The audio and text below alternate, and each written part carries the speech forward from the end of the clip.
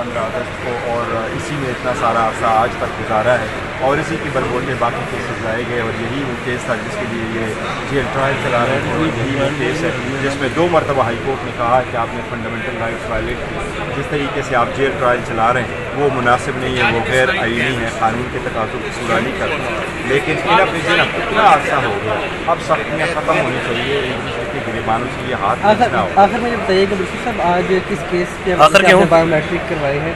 ये हमें वो एक नोटिस जो आया है FIA का नोटिस हमें आया, वो ट्वीट से रिलेटेड आया है, वो हम अपना रिस्पॉन्ड भी देंगे। लेकिन हमने उसको जिस तरीके से नोटिस आया जुडिशन है तो उसको भी हमने 15 अगस्त को, और इसी में इतना सारा अरसा आज तक गुजारा है और इसी की बलबोते बाकी केसेस लाए गए, और यही वो केस था जिसके लिए ये जेल ट्रायल चला रहे थे। और यही वो केस है जिसमें 2 मरतबा हाई कोर्ट ने कहा है कि आपने फंडामेंटल राइट्स वायलेट किए। जिस तरीके से आप जेल ट्रायल चला रहे हैं वो मुनासिब नहीं है, वो गैर आईनी है, कानून के तकाज़ों को पूरा नहीं करता। लेकिन इन प्रिजन अब कितना अर्सा हो गया, अब सख्तियाँ ख़त्म होनी चाहिए, एक दूसरे के गिरबानों से ये हाथ खींचना हो। आखिर में ये बताइए कि बिल्कुल साहब आज किस केस के बायोमेट्रिक करवाए हैं?